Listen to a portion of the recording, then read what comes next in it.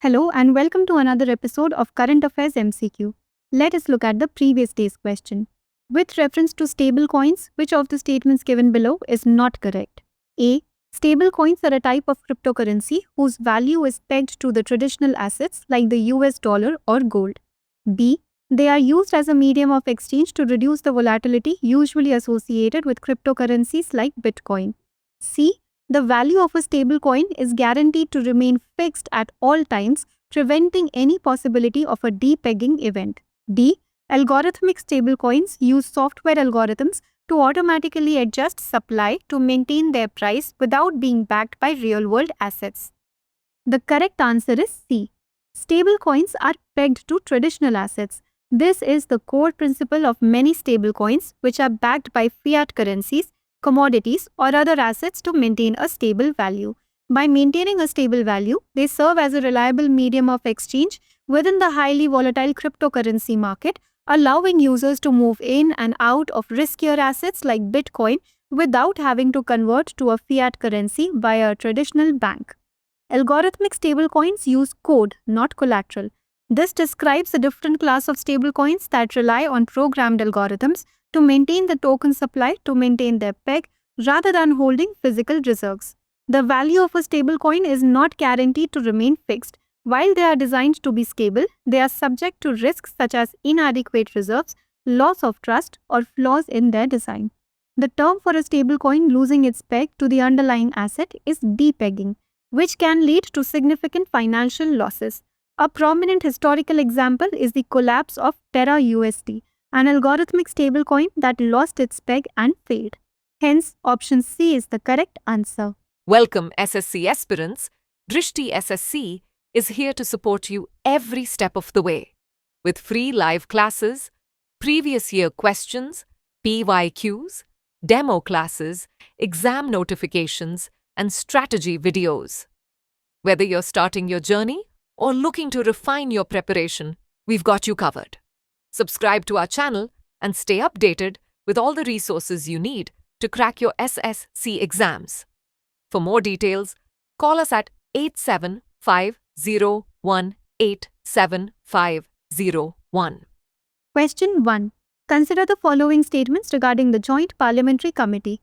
1. It is an ad hoc committee established by the Parliament to conduct a thorough examination of a specific subject or bill. 2. It is chaired by a member of the Lok Sabha and has no fixed limit on the number of members. Which of the statements given above is or are correct? A. 1 only. B. 2 only. C. Both 1 and 2. D. Neither 1 nor 2. The correct answer is C. The Joint Parliamentary Committee is an ad hoc committee established by the Parliament to conduct a thorough examination of a specific subject or bill. Hence, statement 1 is correct. It consists of members from both houses as well as from the ruling and opposition parties. It is chaired by a member of the Lok Sabha and has no fixed limit on the number of members. The committee is dissolved after completing its term or task. The committee's recommendations are advisory and not mandatory for the government to follow. However, suggestions by the select committees and JPCs, which have a majority of MPs and heads from the ruling party, are accepted more frequently. Hence, option C is the correct answer. Question 2. Consider the following targets. 1. Achieve a 40% reduction in the number of children under 5 who are stunted. 2. Achieve a 50% reduction in anemia in women of reproductive age. 3. Achieve a 30% reduction in low birth weight. 4. Ensure that there is no increase in childhood overweight. Which of the targets listed above are included in the World Health Assembly for the year 2025? A. 1, 2 and 3 only. B. 2, 3 and 4 only. C. 1 and 2 only. D. 1, 2, 3 and 4. The correct answer is D.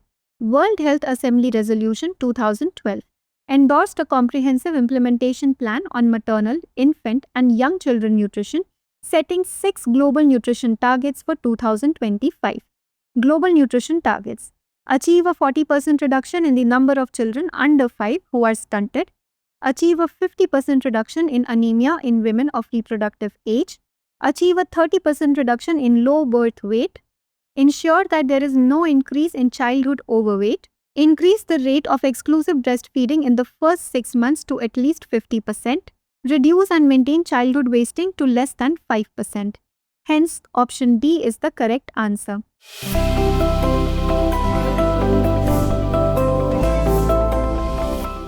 Question 3. Consider the following statements regarding BRICS. 1. Iran, UAE, Saudi Arabia, Egypt, Ethiopia, and Indonesia are among the recent countries that have joined BRICS. 2. Contingent Reserve Arrangement and STI Framework Program are among the key initiatives of BRICS. Which of the statements given above is or are not correct? A. 1 only. B. 2 only. C. Both 1 and 2. D. Neither 1 nor 2. The correct answer is A. The acronym BRIC was coined by British economist Jim O'Neill in 2001 to represent the emerging economies of Brazil, Russia, India, and China. BRIC began functioning as a formal group during the G8 Outreach Summit in 2006, held its first summit in Russia in 2009, and became BRICS with the inclusion of South Africa in 2010. The initial 5 BRICS members were Brazil, Russia, India, China, and South Africa.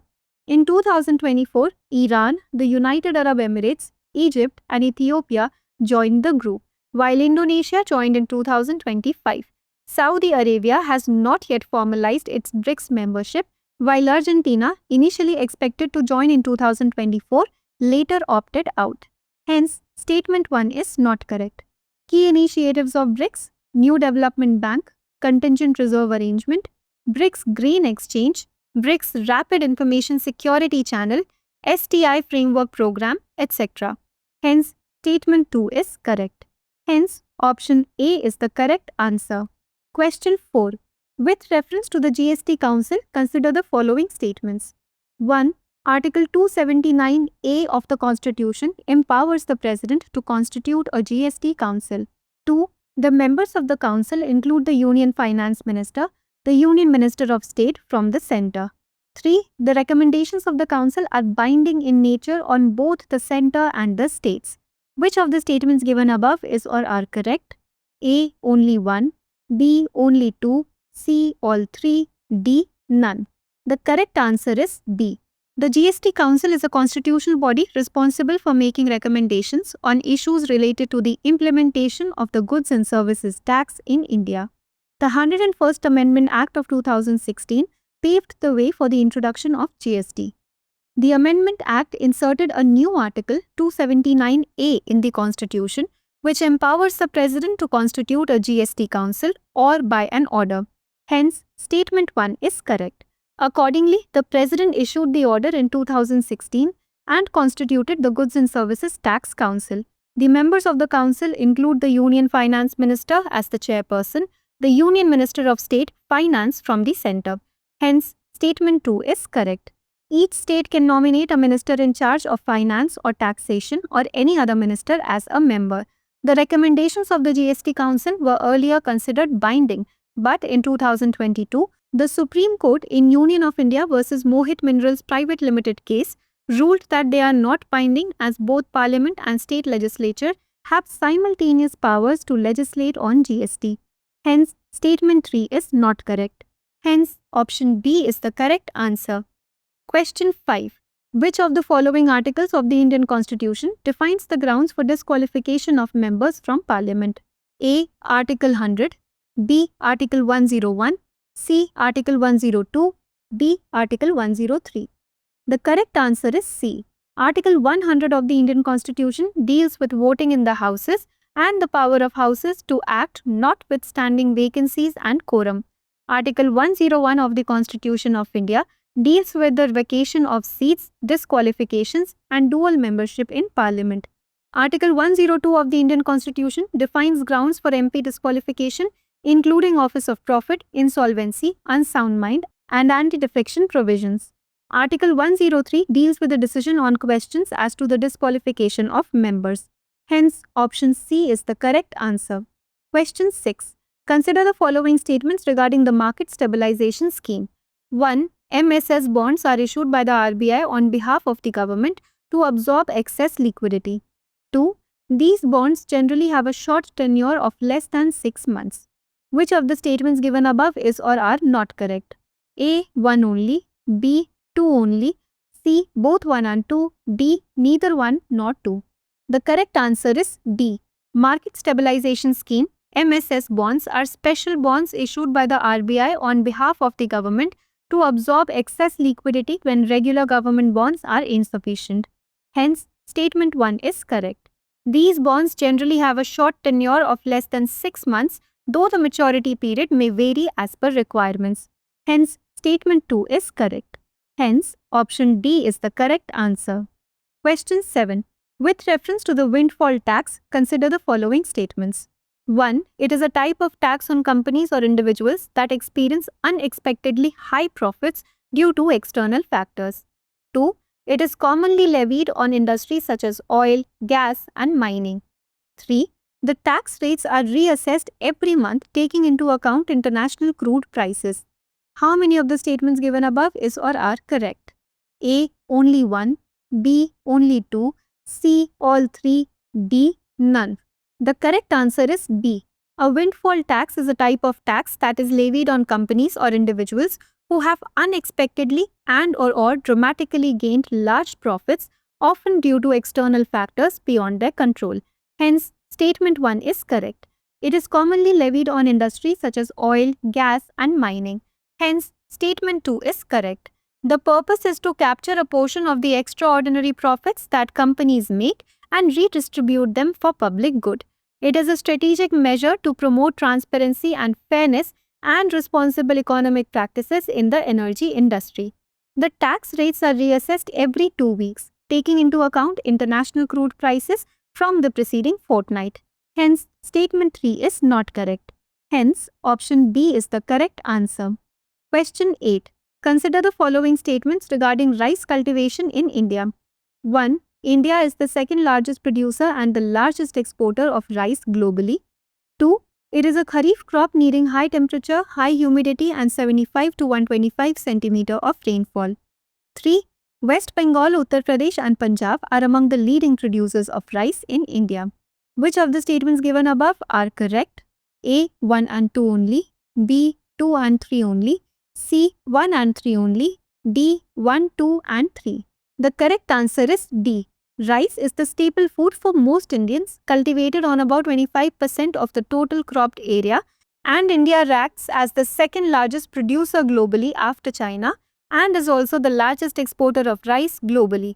Hence, statement 1 is correct. It is a kharif crop needing high temperature, high humidity, 75 to 125 cm rainfall, and adequate sunlight, optimal 30 degrees Celsius in day and 20 degrees Celsius at night, tolerating up to 40 degrees Celsius briefly. Hence, statement 2 is correct.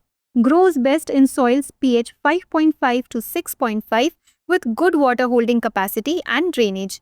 Leading producers: West Bengal, Uttar Pradesh, Punjab. Hence, statement 3 is correct. Hence, option D is the correct answer. Question 9. Mission Sudarshan Chakra was recently seen in the news in the context of A. Development of an indigenous Iron Dome-like air defense system, B. Launch of a new satellite for space exploration, C. Enhancing military cooperation with NATO allies, D. Building advanced nuclear submarines for coastal security. The correct answer is A. Mission Sudarshan Chakra aims to develop an indigenous Iron Dome-like air defense system by 2035 to protect strategic and civilian sites with the capability to intercept and retaliate against enemy attacks. Iron Dome is a short-range ground-to-air air defense system of Israel. The Iron Dome has 3 main systems that work together to provide a shield over the area where it is deployed. Radar. It has a detection and tracking radar to spot any incoming threats. Weapon control. It has a battlefield management and weapon control system. Missile fire. It also has a missile firing unit. The BMC basically liaises between the radar and the interceptor missile. Hence, option A is the correct answer. Question 10. Consider the following pairs. We have system, country, range, and features. 1. Iron Dome. Israel, 70 kilometers, intercepts rockets and drones targeting populated areas, radar-based detection. 2. S-400 Triumph.